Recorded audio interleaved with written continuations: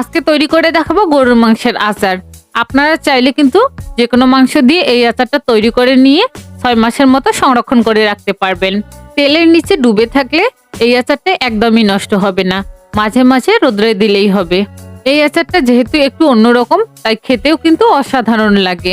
যারা এখনো গরুর মাংসের আচারটা বাসায় তৈরি করেননি, রেসিপি দেখে তৈরি করে নিতে পারেন। আচার তৈরির জন্য সবার প্রথমে মাংস থেকে চর্বিগুলোকে বাদ দিয়ে শুধু মাংসগুলোকে এরকম ছোট টুকরো করে কেটে নিতে হবে। এগুলোকে ভালোভাবে ধুয়ে পরিষ্কার করে নিয়ে আমি প্যানের মধ্যে দিয়ে দিলাম। এরপর এখানে আদা রসুন বাটা দিয়ে দিলাম 2 টেবিল চামচ পরিমাণ। এরপর হাফ চামচ হলুদ গুঁড়ো, 1 চামচ শুকনো লঙ্কার গুঁড়ো, 1 চামচ গরম মশলার গুঁড়ো, 1 চামচ ধনিয়া গুঁড়ো, স্বাদ মতো লবণ দিয়ে এখানে সামান্য পরিমাণ সর্ষের তেল দিয়ে এরপর এগুলোকে হাতের সাহায্যে ভালোভাবে মেখে নেব। আপনারা যারা প্রথম গরু মাংসের আচারটা তৈরি করবেন তারা কিন্তু অবশ্যই মাংসের পরিমাণটা বেশি নেওয়ার চেষ্টা করবেন, কারণ এই গরু মাংসের আচারটা এতটাই বেশি মজাদার হয় যে তৈরি করে রাখলে কিন্তু খুব জলদি শেষ হয়ে যায়। মাংসগুলো মেখে নেওয়া হয়ে গেলে আমি এখানে 1 কাপের মতো পানি দিয়ে দিলাম। এরপর ঢাকনা দিয়ে ঢেকে এগুলোকে সেদ্ধ করে নেব। আমি কিন্তু মাঝে মধ্যে 2 থেকে 3 বার ঢাকনা তুলে এই মাংসগুলোকে একটু নেড়ে চেড়ে দিয়েছি। তখন একেবারে গরু মাংসের পানিটা পুরোপুরি শুকিয়ে আসবে আর মাংসটা এরকম শুকনো টাইপের হয়ে যাবে। ঠিক ওই পর্যায়ে ঢাকনা তুলে নেব। এরপর এগুলোকে নেড়ে চেড়ে একটু কষিয়ে নেব, আর ভালোভাবে কষিয়ে নেওয়া হয়ে গেলে এগুলোকে নামিয়ে নেব। এখন আচারের মশলা তৈরি করে নেব। এই জন্য প্যানের মধ্যে দিয়ে দিলাম 1 চামচ পাঁচফোড়ন, 1 চামচ ধনিয়া আর 3-4টি শুকনো লঙ্কা। এগুলোকে 30 থেকে 40 সেকেন্ড ভালোভাবে ভেজে নেব। ভেজে নেওয়া হয়ে গেলে এগুলোকে নামিয়ে গুঁড়ো করে নেব। এখন একই প্যানের মধ্যে দিয়ে দিব 1 কাপ সর্ষের তেল। তেল গরম হয়ে গেলে এখানে দিয়ে দিব তেজপাতা, ডালচিনি আর শুকনো লঙ্কা। এগুলোকে একটু ভেজে নিয়ে এখানে দিয়ে দিব আস্ত রসুনের কোয়া।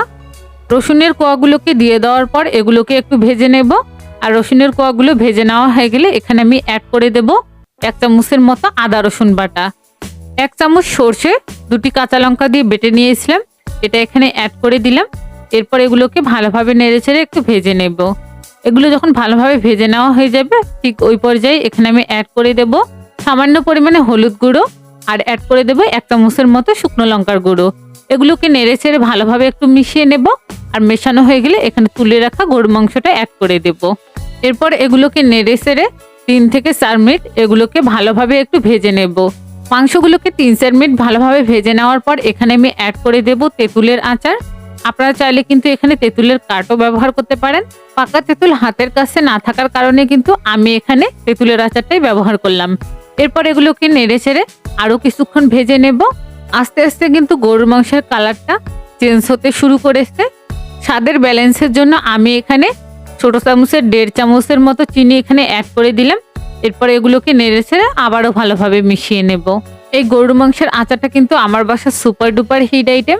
এই গরুর মাংসের আচারটা এতটাই মজাদার হয় যে তৈরি করা 3 থেকে 4 দিনের মধ্যে সম্পূর্ণ আচার ফুরিয়ে যায়। এ পর্যায়ে অ্যাড করে দেব 2 চামচের মতো আচারের মশলা আর 1 চামচের মতো বিট লবণ। এরপর এগুলোকে ভালোভাবে নেড়েচেড়ে মিশিয়ে নেব। আচারের মধ্যে কিন্তু বিট লবণটা ইউজ করলে টেস্টটা অসাধারণ আসে। এই গরু মাংসের আচারটা তৈরি করলে কিন্তু অবশ্যই 1 চামচের মতো বিট লবণ এখানে অ্যাড করে দিবেন। মাংসটা ভাজতে ভাজতে কিন্তু মাংসের মধ্যে সুন্দর একটা কালার চলে এসেছে আর আমার আচারটাও কিন্তু প্রায় এখানে তৈরি করা হয়ে গেছে। এই পর্যায়ে কিন্তু আমি এখানে 1 চামচের মতো লেবুর রস অ্যাড করে দেব। এরপর এগুলোকে ভালোভাবে নেড়েচেড়ে মিশিয়ে নেব। আর মেশানো হয়ে গেলেই কিন্তু এগুলোকে নামিয়ে পরিবেশন করে নেব। রমজান আসার আগে কিন্তু আপনারা এই গরু মাংসের আচারটা তৈরি করে নিতে পারেন। ভাত, খিচুড়ি, পোলাও, বিরিয়ানি সব আইটেমের সাথে এই গরু মাংসের আচারটা কিন্তু অসাধারণ লাগে।